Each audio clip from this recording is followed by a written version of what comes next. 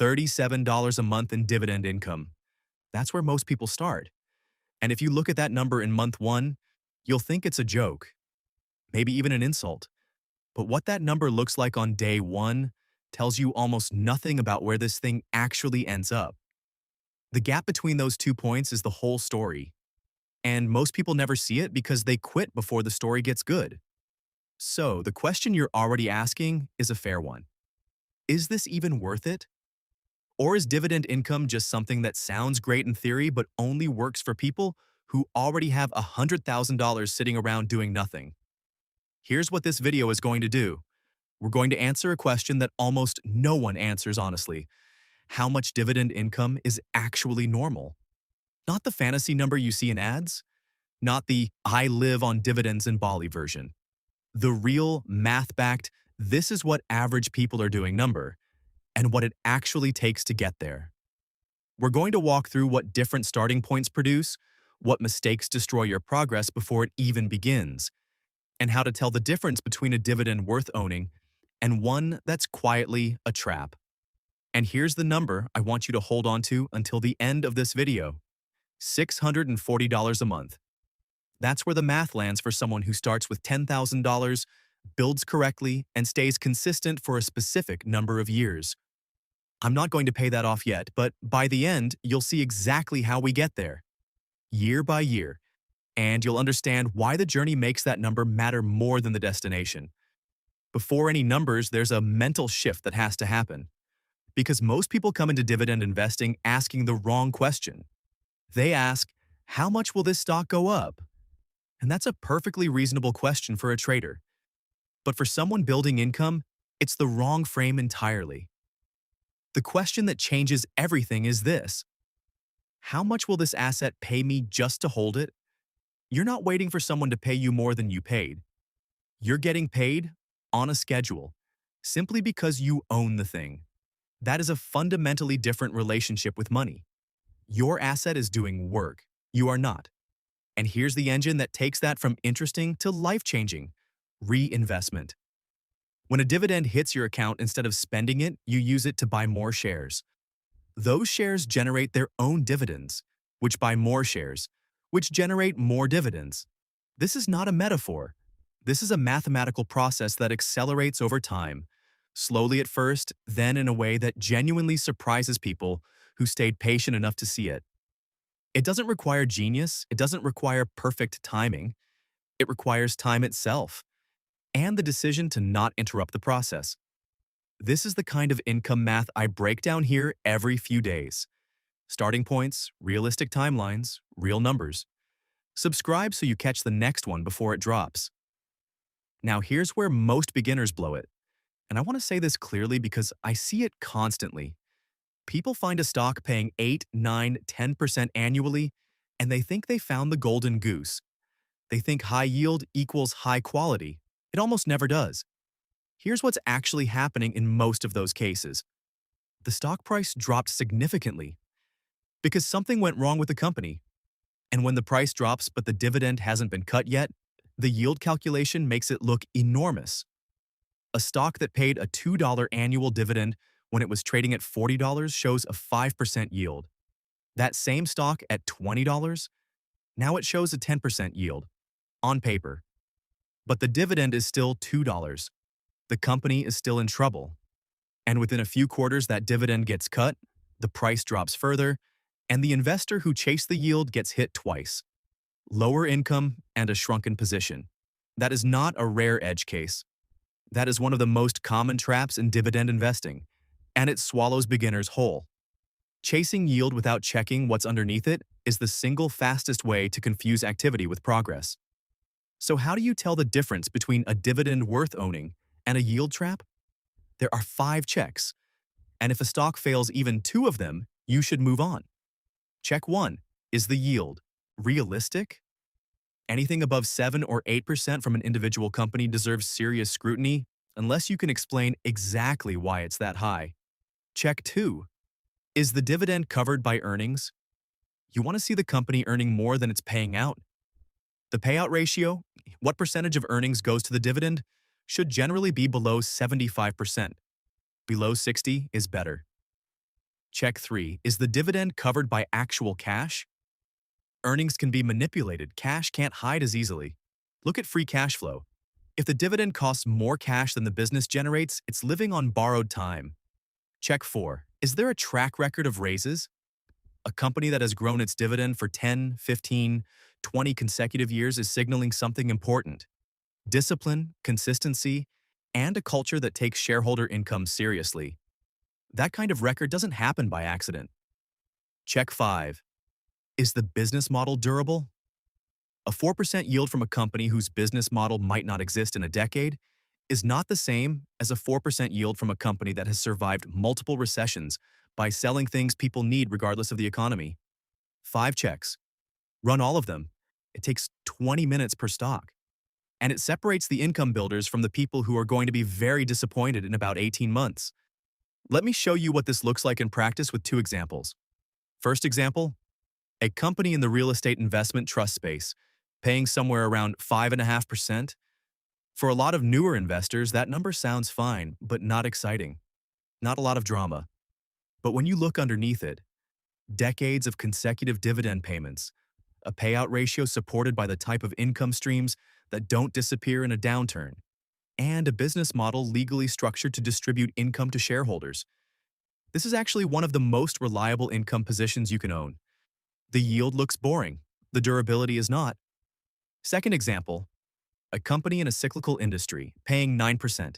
It sounds incredible, but when you look at the payout ratio, it's pushing 90% of earnings. The free cash flow barely covers the dividend in a good year. The business has cut its dividend twice in the last 15 years, and the stock price has been trending down for 3 years, which is exactly why the yield looks so high. That 9% number is a warning, dressed up as a reward. Every single one of those 5 checks surfaces the problem. Same principle, opposite outcomes. The check matters more than the number. Now let's talk about how a real dividend portfolio is actually structured. Not a single stock, a portfolio with layers, because each layer serves a different job. Layer 1, the boring bulletproof payers. These are your foundation stocks, companies with 20, 30, even 50 years of consecutive dividend increases. The yield isn't spectacular, usually somewhere between 2.5% and 4%. But these are businesses that have raised their dividend through recessions, financial crises, pandemics, and inflation spikes. They're boring on purpose. Boring in a portfolio is a feature. This layer gives you stability and a growing income base even when everything else is uncertain. Layer 2. The blue chip income muscle. These are larger, well-established companies, often in sectors like consumer staples, healthcare, or utilities, paying somewhere in the 3.5% to 5% range. They've been around long enough to prove something. They generate consistent cash. They're not chasing growth at all costs. They're structured to produce steady, reliable income year after year. This is the layer that does the heaviest lifting in terms of monthly income generation. Layer 3. The growth kickers. These are positions with slightly lower yields today, sometimes 2 to 3%, but with a higher growth rate in both the dividend itself and the underlying business. You're planting something here that pays less now, but compounds faster. In 10 or 15 years, the yield on your original cost basis from these positions can be extraordinary. Not because the yield went up, but because the dividend kept growing while your entry price stayed fixed. Together, these 3 layers give you income now, income stability, and income growth. That combination is what separates a portfolio that survives from one that thrives. Let me be completely straight with you here because this is the part most creators skip. If you invest $10,000 into a well-constructed dividend portfolio, yielding around 4%, which is a realistic, sustainable, quality number, you're going to collect roughly $33 to $37 a month in dividends. That's a phone bill. That's a streaming subscription and a tank of gas. If you came here expecting a life-changing number in year 1, that ain't it, and I'm not going to pretend otherwise. But here's what that number actually is. It's not the harvest. It's the seed. $37 a month, reinvested, buying more shares, which pay more dividends, which buy more shares. That is the process beginning. Not completing. Beginning. The people who walk away from $37 a month never find out what it becomes. The people who treat it like the first line of a very long book are the ones who 10 or 15 years later are showing their friends a number that looks like a typo. Here's something that genuinely trips people up. A quality dividend portfolio often yields less than the market average. Your first instinct might be, that's bad. If the average is higher, shouldn't I aim higher? No. And here's exactly why. The market average for dividend yield is inflated by a massive pile of high-yield stocks that are either about to cut their dividends, have already deteriorated significantly in price, or are structured in ways that aren't sustainable long-term.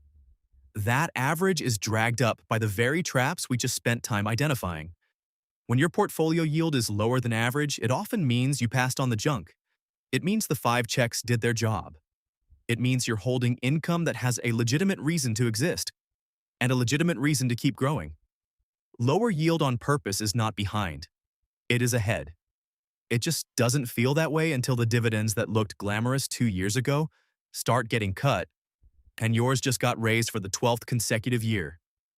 Now I'm going to pay off that number I planted at the beginning. $640 a month. Here's how $10,000 gets there. Year 1. Your portfolio, reinvesting every dividend, is worth roughly $10,400. You collected about $400 in dividends for the year. Monthly, that's around $33. It's the seed. Year 5. Between reinvestment and dividend growth, you're looking at a portfolio closer to $12,200, with annual dividends approaching $540, about $45 a month. Still not life-changing, but the curve is beginning. Year 10. Compounding is visibly working. The portfolio has grown to somewhere around $15,000 through reinvestment alone. No new money added. Annual dividends are now over $700, around $60 a month. Year 15. This is where people start to feel it. The portfolio is approaching $20,000. Annual dividends are around $1,100. That's $90 a month. Still modest, but it's tripled in 15 years without adding a single new dollar. Year 20, $26,000 in portfolio value. Annual dividends over $1,500. $125 a month, and the growth rate is accelerating. Year 25, $35,000 in value. Annual dividends approaching $2,200. $180 a month. Year 30. This is the payoff. The portfolio has grown to over $48,000. Annual dividends are now over $3,000. And with the dividend growth rate built into quality holdings, some estimates on these long-horizon projections put monthly income from that original $10,000, fully compounded with reinvestment and dividend growth over 30 years, at $640 a month. That is not a different amount of money invested. That is the same $10,000 given enough time and not interrupted. $640 a month, from a starting number most people would call boring. Here's what that actually means. At that monthly rate, you've built an income stream that covers a car payment, groceries for a week, or a meaningful chunk of a utility bill. Not because you earned more money, but because you held an asset long enough to let it pay you. And if you add even a modest amount consistently, a few $100s a month, those numbers look entirely different. But that's a separate video. If this was the $10,000 picture, the next question is obvious. What if you didn't have $10,000 to start? What if you started with $25 a week, literally less than a daily coffee habit, and just stayed consistent? That number is a lot bigger than most people expect, and the timeline is probably shorter than you think. That breakdown is waiting for you right now and why everything changes when you start dividend investing. The link is on your screen. It's the logical next episode in this series, and it reframes what starting small actually means when you have time on your side. This is one piece of a system. The next video is where the real shift happens. Drop your answer in the comments. What's the monthly dividend income number that would actually change how you feel about your job? Not quit forever money, just the number that would give you breathing room. I'm curious what that looks like for real people watching this.